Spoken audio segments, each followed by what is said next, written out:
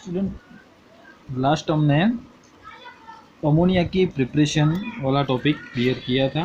Okay, उसके बाद अभी जो टॉपिक है वो ऑक्साइड पे है, नाइट्रोजन के। और देखो जनरली हमने सारे ऑक्साइड के ऑक्सीडेशन स्टेट की बात आगे की, एक बार फिर से देख लेते हैं कि N2O में नाइट्रोजन की ऑक्सीडेशन स्टेट +1 होगी, क्योंकि सेंट्रल एटम हमारा ऑक्सीजन होगा, दोनों तरफ नाइट्रोजन। ओके, तो ऑक्सीजन के इलेक्ट्रोनेगेटिविटी ज़्यादा होने की वजह से बॉन्ड के इलेक्ट्रॉन ऑक्सीजन की ओर रहेंगे, इसलिए नाइट्रोजन पे प्लस चार्ज आएगा। ओके, चलो यहाँ डबल बॉन्ड बनेंगे। ओके, इसलिए नाइट्रोजन पे +2 ऑक्सीडेशन स्टेट। ओके, बाकी जो हमें इधर दी हुई प्रिपरेशन, ओके, और उसकी जो फिजिकल अपीयरेंस और केमिकल नेचर हमको दिया हुआ है वो याद रखना है। जैसे कि N2O वो कलरलेस गैस है और न्यूट्रल है। ओके, NO जो है नाइट्रोजन मोनोऑक्साइड जिसको बोला जाता है, ओके, वो भी कलरलेस गैस है और न्यूट्रल है।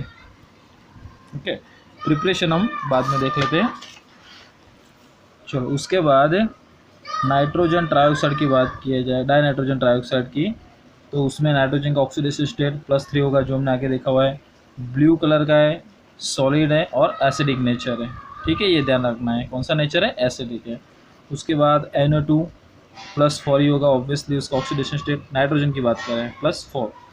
ब्राउन कलर का गैस है और एसिडिक नेचर है। ओके, N2O4 की बात करें तो +4 ऑक्सीडेशन स्टेट, और नेचर की बात करें तो कलरलेस, सॉलिड है, लिक्विड, सॉलिड लिक्विड दोनों में वो होता है। ठीक है, फिर जैसा टेम्परेचर, और एसिडिक होता है।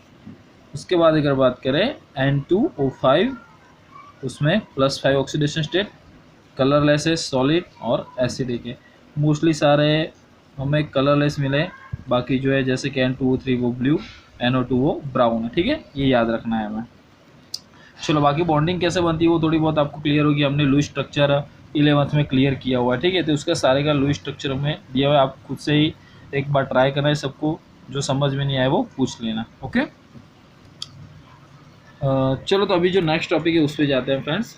हमारा नेक्स्ट जो आपको प्रिपरेशन दी हुई है वो है नाइट्रिक एसिड की, जिसको हम लिखते हैं HNO3। ओके, नाइट्रिक एसिड आपको दिया हुआ है। देखो प्रिपरेशन थोड़ी बहुत हमें, देखो हर प्रिपरेशन जो ये इनऑर्गेनिक वाले चैप्टर है, तो इनऑर्गेनिक में प्रिपरेशन सारी लिखनी है सबको और तैयार करनी है। ठीक है, तो नाइट्रोजन में से वैसे कौन से कंपाउंड बनते हैं, तो ऑक्सो एसिड सच H2N2O2 जैसे उसको बोला जाता है हाइपोनाइट्रस एसिड, HNO2 जिसको बोला जाता है नाइट्रस एसिड, HNO3 जिसको बोला जाता है नाइट्रिक एसिड, और ये वाला हमारे लिए सबसे इम्पोर्टेंट है HNO3। Okay, among them HNO3 is the most important. Clear है। अभी उसकी बात करते हैं फ्रेंड प्रिपरेशन की।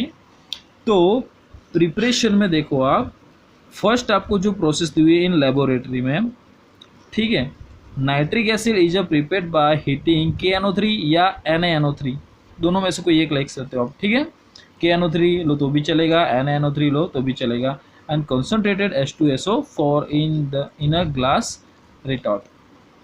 तो NaNO3 और H2SO4 की प्रोसेस करेंगे। फ्रेंड्स हमें बनाना क्या है, नाइट्रिक एसिड यानी कि HNO3, जिसमें एक H+ आयन है। अभी H+ आयन हमें किस में से मिलेगा, तो ऑब्वियसली वो एसिड में से ही मिलेगा ना, तो हमें ये, इसलिए हमने यहाँ क्या लिया है, एक एसिड लिया हुआ है जिसको हमने लिखा है H2SO4। ओके, और NO3 के लिए हमने लिया है NaNO3। क्लियर है। तो यहाँ से क्या होगा, एक H, सोचो आप, एक H और NO3, तो क्या मिलेगा HNO3। तो बाकी क्या बचा, Na, एक H होगा और SO4 यानी कि NaHSO4। चलो क्लियर है यहाँ तक। तो फर्स्ट प्रिपरेशन याद रखनी सबको, NaNO3 या KNO3 की प्रोसेस एक एसिड यानी कि H2SO4 के साथ करोगे, तब आपको मिलेगा HNO3। यहाँ से एक हाइड्रोजन और NO3 निकल जाएंगे यानी कि HNO3, और बाकी बचा Na, एक हाइड्रोजन, NaHSO4 आपको मिलने वाला है। क्लियर है। On a large scale it is prepared mainly by Oswald process. Friend most IMP है, सबको याद करनी है। मोस्ट IMP कौन सी प्रोसेस है, ओस्वाल्ड प्रोसेस। ओस्वाल्ड प्रोसेस किसके प्रिपरेशन में यूज़ करोगे आप, नाइट्रिक एसिड HNO3, आपको ऐसा याद रखना है। क्लियर है। 3 स्टेप की प्रोसेस है फ्रेंड, और मोस्ट इंपॉर्टेंट है। फर्स्ट आपको याद रहेगी चलो, तो उसके बाद ओसवाल्ड प्रोसेस में जनरली क्या किया जाता है, NH3 यानी कि अमोनिया की प्रोसेस ऑक्सीजन के साथ की जाती है। उसमें हमने दो कैटालिस्ट लिए हुए हैं, एक प्लेटिनम या रोडियम, रोडियम दोनों में से कोई एक ले सकते हो, ठीक है। ये हमको दिया है 500 केल्विन टेम्परेचर और 9 बार प्रेशर, तब आपको मिलेगा नाइट्रोजन मोनोऑक्साइड, ओके, और H2O वाटर मिलेगा, ओके। देखो यहाँ से देखते हैं, this method is based upon catalyst oxidation of NH3।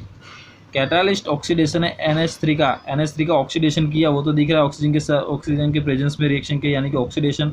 और कैटालिस्ट कौन सा कैटालिस्ट यूज़ किया है, तो प्लेटिनम और रोडियम, ठीक है। ये रोडियम हमारा डी ब्लॉक का एलिमेंट है। चलो, तो हम क्या मिलेगा, फर्स्ट ऑफ ऑल NO और H2O। ये NO की प्रोसेस फिर से ऑक्सीजन के साथ करनी है हमें, तो nitric oxide thus form combine with oxygen giving NO2, यानी कि नाइट्रिक ऑक्साइड की आप रिएक्शन फिर से ऑक्सीजन के साथ कराओगे तब आपको मिलेगा nitrogen dioxide, clear, NO2, okay. चलो, अभी जो ये NO2 मिला है उसकी रिएक्शन हम वाटर के साथ करोगे तब हमें मिलेगा HNO3, जो हमें चाहिए नाइट्रिक एसिड, क्लियर है, और NO मिला है। फ्रेंड्स, यहाँ जो हमें NO मिला, अभी सोचो NO का यूज़ हमने कहाँ किया है, ये सेकंड वाले स्टेप में। तो अभी ये NO मिला, उसके फिर से ऑक्सीजन के साथ प्रोसेस करवा के ये फिर से HNO3 बना सकते हैं। इसके लिए हमें फिर से ये फर्स्ट वाली प्रोसेस करने की ज़रूरत नहीं है, ओके। यहाँ जो NO मिला है उसका यूज़ करके हम फिर से यहाँ से HNO3 बना सकते हैं, क्लियर है। तो 3 स्टेप की प्रोसेस है, ओसवाल्ड प्रोसेस, और मोस्ट टाइम भी है। फर्स्ट ऑफ ऑल हमारा रिएक्टेंट कौन सा है, मेनली ऑक्सीजन तो रहेगा ही, क्योंकि ऑक्सीडेशन करना है। फर्स्ट हमारा रिएक्शन है अमोनिया, जिसकी रिएक्शन ऑक्सीजन के साथ, तब हमें मिलेगा नाइट्रिक ऑक्साइड, और नाइट्रिक ऑक्साइड यानी कि NO, और उसके रिएक्शन फिर से ऑक्सीजन के साथ कराओगे तब आपको मिलेगा नाइट्रोजन डाइऑक्साइड, और उसका वाटर के साथ रिएक्शन करवाने से हमें मिलेगा HNO3 और NO। ये NO का यूज़ हम फिर से यहाँ पर कर सकते, ओके। तो 2 मेथड दी हुई आपको इन लेबोरेटरी और ऑन ए लार्ज स्केल पे, ठीक है। लेबोरेटरी में हम कम मात्रा में बना सकते हैं, यहाँ हम ज़्यादा स्केल में बना सकते हैं, क्लियर है। चलो आगे देखते हैं। NO thus form is recycle and the aqueous HNO3 can be concentrated by distillation up to 68% by mass, यानी कि अगर आप उसका डिस्टिलेशन करते हो 68% बाय मास उसका कॉन्सेंट्रेट रहेगा। फिर भी further concentration to 98% can be achieve by dehydration with concentrated H2SO4। इसके साथ रिएक्शन करके आप 98% उसको कंसनट्रेट कर सकते हो, ठीक है। चलो, उसके बाद उसकी प्रॉपर्टीज देखी जाए फ्रेंड। पहले उसका स्ट्रक्चर देख लो। HNO3 है तो नाइट्रोजन हमारा सेंट्रल एटम, उसके साथ तीनों ऑक्सीजन, और हमेशा हम जैसे बोलते हैं हाइड्रोजन, हमेशा कोई भी एक लास्ट पे हम जोड़ सकते हैं, ठीक है। तो एक ऑक्सीजन के लास्ट पे हाइड्रोजन है, simple structure, okay. Nitrogen maximum 3 bond बना रहा है, okay. It is colourless liquid, आपका फ्यूजन पॉइंट आपको दिया हुआ है, बॉइलिंग पॉइंट दिया हुआ है, ठीक है। Laboratory grade nitric acid contain 68% of HNO3 by mass and has a specified gravity of 1.504 आपको दिया हुआ है। ये हमने आगे बात की वही है। In the gaseous state HNO3 exist as a planar molecule with the structure as show, planar structure हमने जैसे बात की अभी। In aqueous solution, nitric acid behave as a strong acid given hydronium and nitrate ion। अभी आप जैसे ही nitric acid का water के साथ रिएक्शन करोगे तो आपको 2 आयन मिल रहे हैं, एक हाइड्रोनियम आयन यानी कि H3O प्लस, और दूसरा मिल रहा है नाइट्रेट आयन, जो बता रहा है कि HNO3 क्या है, तो स्ट्रॉन्ग एसिड है, ठीक है। Concentrated nitric acid is a strong oxidation agent and attack most metal except noble metals such as gold and platinum, okay। तो concentrated nitric acid is a strong oxidizing agent है, किसी और का क्या करेगा, ऑक्सीडेशन कर सकता है, ठीक है। and attack most metal except noble metals such as gold and platinum, तो उसके साथ भी वो रिएक्शन करता है, गोल्ड और प्लेटिनम के साथ। उसके बाद देखें The products of oxidation depend upon the concentration of the solid। तो प्रोडक्ट कैसी मिलेगी, वो किस पे डिपेंडेंट है, तो concentration of the acid. Acid जो हमने लिया उसका कंसंट्रेशन कैसी, डाइल्यूट या ज़्यादा कॉन्सेंट्रेट है, वो temperature and the nature of the material undergoes oxidation. तो हमें यहाँ कॉपर के साथ दोनों ही HNO3 की रिएक्शन दी हुई, एक डाइल्यूट एक कॉन्सेंट्रेशन है। कॉन्सेंट्रेटेड, ठीक है। तो कैसी प्रोडक्ट मिलेगी, यहाँ देखो 3 मोल मिल रहा है, यहाँ 1 मोल मिल रहा है, ठीक है, वो ये सब पे डिपेंडेंट है।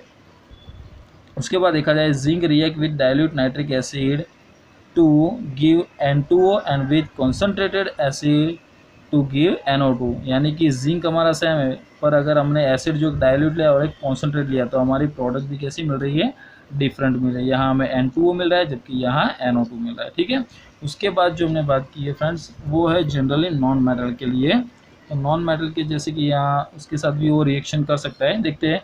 सम metals do not dissolve in concentrated nitric acid, काफ़ी सारे मेटल है जो कॉन्सेंट्रेटेड नाइट्रिक एसिड में डिजोल्व नहीं होते because of the formation of passive film of oxide on the surface, क्योंकि उस पर ऑक्साइड का क्या बन जाता है, लेयर बन जाता है, ठीक है। concentrated nitric acid also oxide non-metal and their compound iodine is oxidized to iodic acid, carbon to carbon dioxide, sulfur to H2SO4 and phosphorus to phosphoric acid। तो यहाँ आयोडीन HNO3 के साथ रिएक्शन करके हमें क्या मिल दे रहा है, तो जनरली ये वाली प्रोडक्ट हमें मिल रही है, कार्बन प्रोसेस करके CO2 मिल रहा है, ऐसे सल्फर रिएक्शन करके H2SO4 सल्फ्यूरिक एसिड में P4 यानी कि फॉस्फोरस रिएक्शन करके तो हमें मिला है H3PO4। तो डिफरेंट टाइप की आपको प्रोडक्ट मिल रही है, ठीक है। ओके फ्रेंड्स, और उसके बाद ये वाला जो टॉपिक है वो हम नेक्स्ट लेक्चर में बात करेंगे, और मोस्ट IMP हमारे लिए 2 मार्क्स की थियरी आपको पूछी जा सकती है।